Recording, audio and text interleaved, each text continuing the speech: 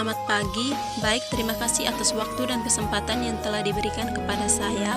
Saya atas nama Pudensia Ririn dengan NPM 5220032 akan mempresentasikan tugas jurnal kimia organologam saya dengan judul Studi Akumulasi Logam Berat Merkuri Menggunakan Tanaman Abar-abar. Yang pertama yaitu pendahuluan. Fitoakumulasi disebut juga fitoekstraksi, yaitu proses penyerapan zat kontaminan dari media oleh tumbuhan sehingga berakumulasi di sekitar akar tumbuhan. Proses ini disebut juga hyperaccumulation. Zat kontaminan kemudian ditranslokasikan ke seluruh tubuh seperti batang, daun, dan akar pada tumbuhan. Merkuri merupakan logam berat yang murah dan mudah diakses serta banyak digunakan dalam proses ekstraksi emas dari bijinya. Penggunaan merkuri pada proses ekstraksi emas dapat mempengaruhi populasi manusia serta lingkungan dengan menyebabkan efek yang merugikan kesehatan. Banyak penelitian pada beberapa tahun terakhir dalam bidang lingkungan hidup, khususnya pada kasus pencemaran logam berat seperti timbal, kadmium, dan merkuri diarahkan pada upaya remediasi lingkungan akibat pencemaran yang dilakukan oleh pabrik atau pertambangan yang membuang limbahnya langsung ke lingkungan tanpa melalui treatment tertentu. Salah satu upaya yang dilakukan untuk mengatasi kasus pencemaran logam berat ini yaitu dengan melakukan metode remediasi lingkungan. Metode remediasi yang digunakan pada penelitian ini adalah fitoremediasi. Fitoremediasi adalah teknik untuk memfasilitasi reklamasi tanah dan air oleh tanaman. Reklamasi tersebut dilakukan tanaman dengan cara mengakumulasi polutan pada tanaman, mengindikasikan keberadaan polutan, dan mengekstraksi polutan ke permukaan. Pada penelitian ini menggunakan tumbuhan abar-abar. Tumbuhan abar-abar dipilih karena sifatnya yang mudah tumbuh pada berbagai jenis tanah, tahan kekeringan, mudah didapatkan, dan mudah diperbanyak. Dalam penelitian Sudirga pada tahun 2015 menunjukkan bahwa tumbuhan abar-abar mengandung saponin, flavonoid, dan senyawa polifenol. Oleh karena itu, sifat tanaman ini diharapkan dapat berperan mereduksi kandungan merkuri dalam tanah yang tercemar. Yang kedua yaitu metode penelitian. Ini adalah alat dan bahan yang digunakan pada penelitian ini. Yang ketiga yaitu prosedur kerja. Prosedur kerja yang pertama yaitu pembuatan reaktor. Pada penelitian ini reaktor yang digunakan ada 4, yaitu satu reaktor kontrol yaitu di luar rumah kaca, dan ada 3 reaktor di dalam rumah kaca. Keterangannya dapat dilihat pada slide. Yang kedua yaitu pembuatan larutan merkuri 10 ppm, yaitu di pipet 1 ml larutan merkuri 1000 ppm ke dalam labu takar 100 ml, kemudian diencerkan dengan aquades sampai pada tanda batas, kemudian dialirkan pada tanah untuk proses remediasi. Berikutnya proses fitoremediasi. Sampel tanaman abar-abar yang telah berusia 2 bulan dimasukkan ke dalam keempat reaktor, yaitu 3 reaktor uji di dalam rumah kaca dan 1 reaktor kontrol di luar rumah kaca. Pada minggu pertama dilakukan pengambilan sampel tanah, akar, dan batang pada reaktor 1 untuk pengukuran kadar merkuri menggunakan CVAAS. Minggu kedua pada reaktor 2 juga lakukan hal yang sama, begitu pula dengan minggu ketiga pada reaktor ketiga. Selama proses fitoremediasi berlangsung dilakukan pengamatan terhadap bentuk fisik tanaman abar-abar yang berada di dalam ketiga reaktor. Yang berikutnya proses preparasi dan destruksi sampel. Yang pertama itu pada sampel tanah diambil lalu dipanaskan pada oven dengan suhu 40 derajat Celcius, kemudian digerus hingga halus, lalu ditimbang sebanyak 2 gram, lalu ditambahkan HNO3 dengan HCl dengan perbandingan 3:1 sebanyak 10 ml sambil diaduk. Larutan dipanaskan pada suhu 100 derajat Celcius selama 1 jam, kemudian ditambahkan 5 ml H2O2 30% sedikit demi sedikit sampai larutan bening. Didinginkan dan disaring dengan menggunakan kertas saring wetman. Pengukuran kadar logam merkuri pada panjang gelombang 253,7 nanometer. Yang kedua, pada sampel akar dan daun diambil dan dibersihkan dengan aquades, lalu dikeringkan dalam oven dengan suhu 40 derajat Celcius. Kemudian dipotong lalu dihaluskan menggunakan mortal dan alu. Kemudian ditimbang sebanyak 2 gram dan dimasukkan dalam labu alas bulat 250 ml dan ditambahkan berturut-turut 30 ml larutan HNO3 pekat 65% dan 10 ml larutan H2SO4 pekat 95% sedikit demi sedikit. Larutan dipanaskan pada suhu 100 derajat Celcius selama 1 jam dan ditambahkan 5 ml H2O2 30% sedikit demi sedikit sampai larutan bening. Kemudian didinginkan dan disaringkan dengan kertas saring wetman. Pengukuran kadar logam merkuri pada panjang gelombang 253,7 nanometer dengan menggunakan CVAAS. Yang berikutnya, pembuatan larutan standar merkuri. Larutan induk merkuri dibuat dengan cara menimbang 1,3539 gram HgCl2 anhidrat dilarutkan dalam HCl 1 molar, kemudian diencerkan. Larutan standar dibuat dari larutan induk merkuri 100 mg per liter dengan cara larutan induk merkuri 100 ppm dipipet sebanyak 1 ml. Larutan ini mengandung larutan merkuri 1000 ppb. Kemudian dari larutan induk ini dipipet sebanyak 1 ml dan dimasukkan ke dalam labu takar 10 ml. Larutan ditetapkan dengan aquades hingga tanda batas.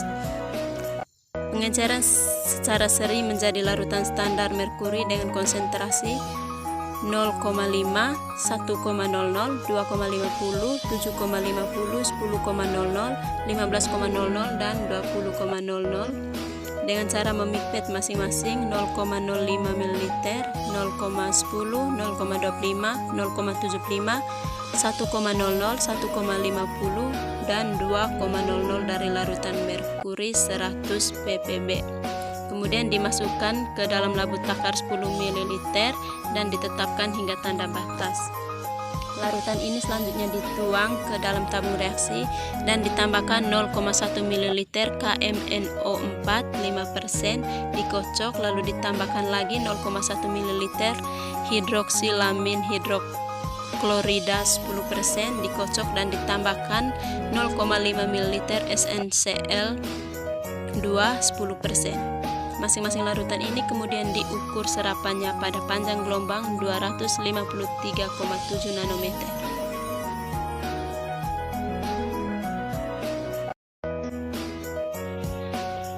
Selanjutnya, analisis data. Data yang diperoleh itu diuji menggunakan CVAAS. Lalu hasil uji AAS itu kemudian dianalisis menggunakan BCF dan TF untuk menghitung translokasi merkuri dari tanah ke tumbuhan. Yang keempat itu hasil dan pembahasan. Yang pertama, proses fitoremediasi merkuri menggunakan tanaman abar-abar. Dilihat pada gambar ini, di reaktor 1 yaitu tanaman pada reaktor ini tidak menunjukkan gejala kerusakan daun saat dibiarkan selama 1 minggu dalam reaktor yang dialirkan merkuri. Hal ini karena pada minggu pertama kadar merkuri yang diserap oleh tanaman masih banyak yang dialokasikan ke akar tanaman dan hanya sedikit yang ditranslokasikan ke daun tanaman abar-abar sehingga daun tanaman abar-abar tidak mengalami kerusakan. Pada reaktor 2, tanaman mengalami perubahan saat dipanen. Dilihat dari bentuk daun yang mengering pada reaktor kedua. Hal ini dikarenakan pada reaktor 2 sudah mengalami atau terkontaminasi dengan merkuri.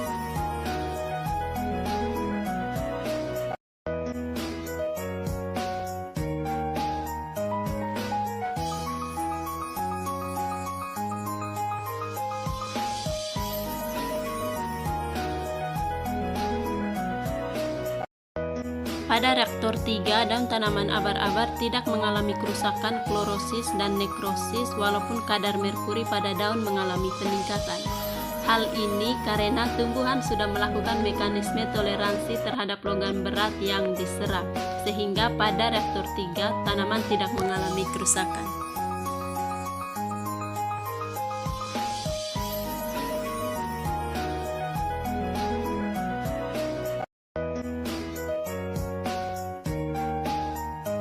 Pada minggu ke-0, semua tanaman belum dialiri larutan merkuri, sedangkan pada minggu ke-1, 2, dan 3, tanaman sudah dialiri merkuri.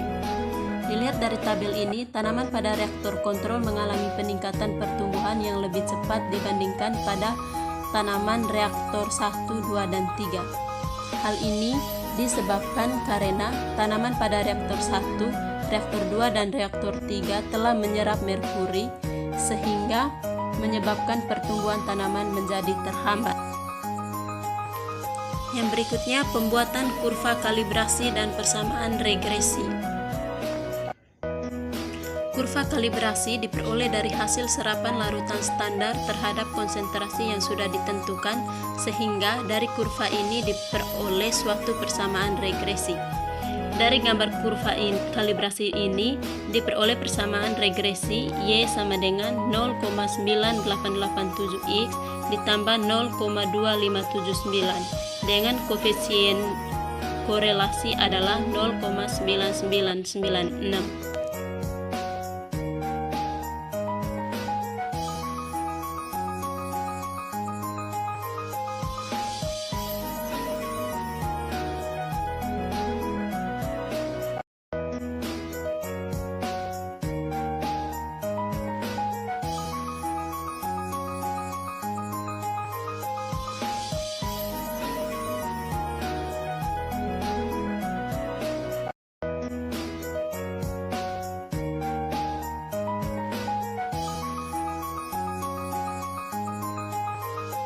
Telah dialiri merkuri.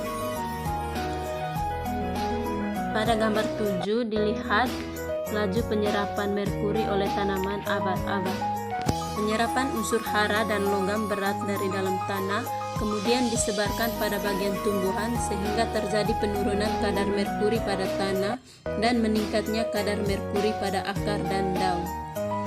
Proses translokasi logam ke seluruh bagian tanaman menyebabkan konsentrasi pada akar menjadi menurun dan proses penyerapan menjadi meningkat pada daun seperti yang terdapat pada reaktor 2. Kandungan merkuri pada daun mulai meningkat karena merkuri yang diikat oleh molekul kelat telah dibawa ke tajuk dan ke seluruh bagian tanaman. Yang berikutnya nilai BFC dan TF. Pada tabel 3, nilai BFC tertinggi terjadi pada reaktor 1 yaitu sebesar 2,97, sedangkan nilai BFC terendah terdapat pada reaktor 2 yaitu sebesar 0,53.